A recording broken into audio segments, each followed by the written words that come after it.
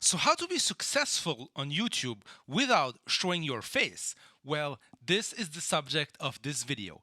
Hey everyone, Magi Hour here, and I help creatives create a business around their passion and their expertise. So, if you're new here, consider subscribing. So, you maybe don't want to be in front of a camera. Maybe you're not comfortable. Maybe you just don't like to show your face.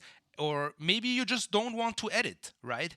So, this is why you may be asking yourself, how can I be successful on YouTube without showing my face? How can I still grow a channel? How can I still grow an audience and a following on YouTube without having to use a camera? Well, there are three ways, and I'm going to share those three ways with you.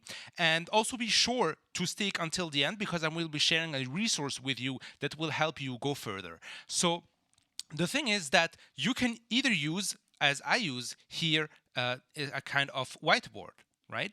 So for this, actually, I'm using an iPad Pro, but you don't have to use an iPad Pro. You can use any other tablets for doing this. And you can also use some tablet that I will mentioning in the PDF that you can find inside the description. I really like, even like if you don't have a big budget, if you have 100 bucks, you should be good to go, right? So you can use like whiteboards like this and basically drawing, or as I'm doing here, writing down your ideas for your videos, right? So as for example, if you want to explain anything, well, then you just have to write on your whiteboard and then export this file and yeah, publish it on YouTube. Well, pretty easy. So this is the first technique. The second technique that works also really well is using slides. Well, but please don't use the normal slides like with bullet points and yeah, just make just a boring presentation. No, you have to make slides that are visually appealing, right?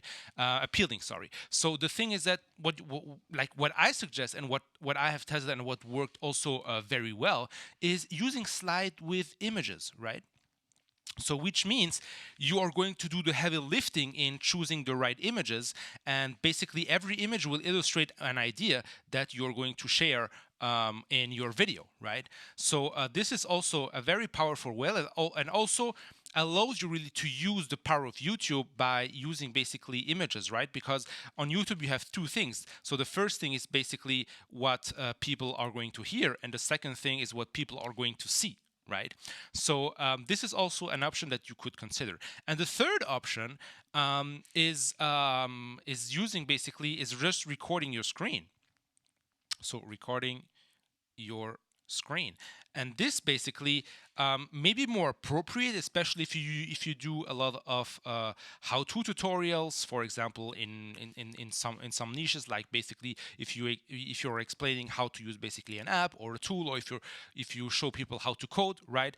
This may be like the go-to format that you may want to choose. But if you're more in a niche where you're like explaining more general concepts, more philosophical kind of approach, then well, what you can also do is basically use, for example, Google Doc, or for example, filming your notes app and just writing down the ideas as you have them, right? So you can at least, as I told you previously, really try to find a good mix and match between what people hear and what people see, right?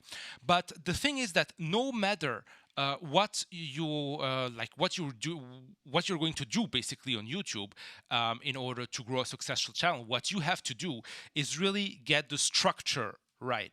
So, which means that it doesn't really matter the format that you're using. If your video is boring, then no matter, like, even though if you show your face, like, people are not going to watch, right? This is why I prepared for you in the PDF that you're going to find, the first link in the description, that I will show you a simple structure that you can use to really literally structure all your content and videos. And I'm also going to mention the tools to use basically for every three step that I show you, which means the recording your screen, the slides, what you can use for making slides, and also what can you use basically for having more the approach that I have with the whiteboard. So basically everything and more, you're going to find it inside the PDF. So it's the first link in the description. So by downloading this PDF, you're also going to get my daily email newsletter where I share tips and strategies for people who are creatives and who want to basically build a business around